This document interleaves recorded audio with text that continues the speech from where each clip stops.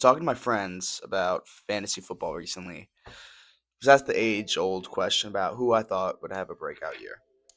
We always go in depth on like who we think is going to have like huge year, who's going to go off, who's going to be bad. I mean, I didn't really think too hard about the question, and I just said Devontae Adams. After going from the dysfunctional Raiders and then going to the even more dysfunctional Jets, I believed he would have a breakout year with the Rams, even at his age. Devontae Adams is currently going in like the late fourth, early fifth, 12-man league. I used sleeper. He was around like 42.9, and he would have great upside drafting him that late. He's a great boundary receiver. The Rams needed a boundary receiver. Him and Puka are pretty much going to be 1A and 1B, in my opinion. But when I thought about it later, I kind of had a different change of answer that I needed to keep to myself. That's how important I think this is going to be. While I mean, I could go off about how Stephon Diggs in the eighth, steal of a pick, I'll save that for another day.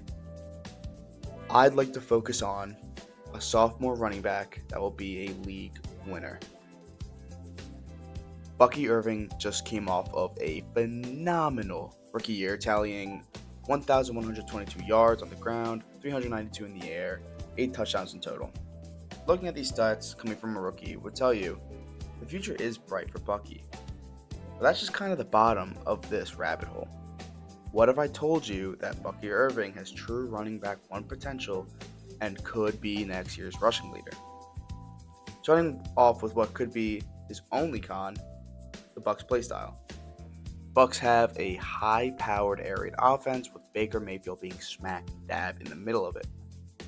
The only downside with that to Bucky, the Bucs are going to stray more towards passing plays. This is obviously going to take away from Bucky next season, but if Bucky's previous year says anything, I think this will end up good for him. Not only that, having a good check down option in Bucky is a great thing for any QB to have. And with Bucky being able to take checkdowns like that, he used to not be the best at taking checkdowns for anything.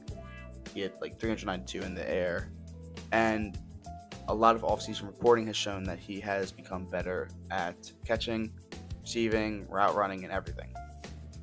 But that's not everything that you're looking at with Bucky. Bucky's currently the 18th ranked player in most fantasy leagues. I think Sleeper was 19. Makes sense from his previous season. Bucky was ranked 10th in yards, tied for 18th in touchdowns, and his most important stat, 6th in efficiency, which I really want to focus on. Bucky tallied a 5.4 yards per rush average last season, which only puts him behind running backs Gibbs, Henry, and Saquon. Top two in efficiency were Lamar and Gene Daniels at around like 6.4, making the playing field even smaller. He is technically the fourth best running back in efficiency in yards per carry. That's the least of his efficiency on the field, though. This is a graph of the top 20 rushing leaders from 2024 with their comparative snap count. Snap count is on the left, rushing yards is on the bottom. The higher and further to the left, the worse. The lower and further to the right, the better you are. And looking at this graph without any logos or anything, you can kind of see where the outliers are, and you can kind of see where the hurt is, almost, like I like to say. On the far right, you have Saquon and Derrick Henry, who are obviously the two rushing leaders. Top two, it's a big gap on this graph.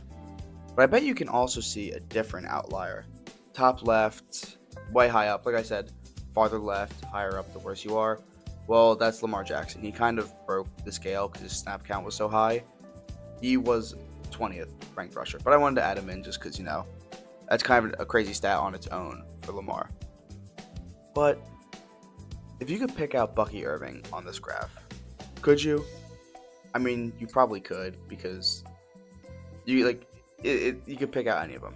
But what if I told you Bucky was the lowest on this graph with a mind-blowing 41% snap count on the season, on the whole season, average per game? Bucky probably has the highest efficiency, except for Saquon and Derrick Henry, per snap and rush attempt. Now, looking at Derrick Henry, he's below Saquon. Maybe he gets a couple more attempts, he beat Saquon. That's not what we're looking at here. We're looking at the fact that Bucky Irving was 10th in yards in his rookie season. With a 41% snap count, less rush attempts than most of his peers, and still was able to break top 10 in a lot of stats. Going into a huge what if Bucky had the same snap count as Jahmyr Gibbs last season, he would be around 1,350 yards. Couldn't tell you what the touchdowns or anything else would look like. But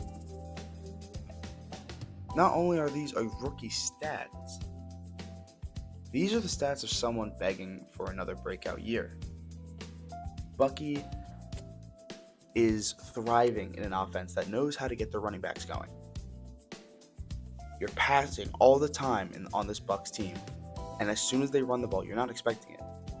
And Bucky can easily just break out for a lot of yards because this offense is built to get the defense guessing on if it's going to be a deep ball or a run play. And I think next year's going to be the year that Bucky gets to maybe like a 54% snap count, getting 13% higher than what he was just at. All you have to do is hope that the O-line progresses. I don't know if they signed anybody. I don't know if they have anybody that's older, regressing. I don't know. All you need is the right things to fall in the right places. Bucky to continue what he's been doing, which I assume he would. Buccaneers saw something in him. They started him over for Rashad White, who was already an incredible starter. And he's already progressed past Rashad White. Rashad White's getting phased out. They're going to probably do like a lion's share.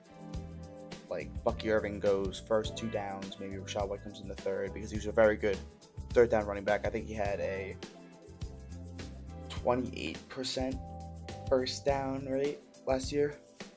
Or no, the Bucs as a whole had 28%. I don't know what Rashad White had. And again, 28% first down rate. They were 4th in the league in first down rate, 4th or 5th.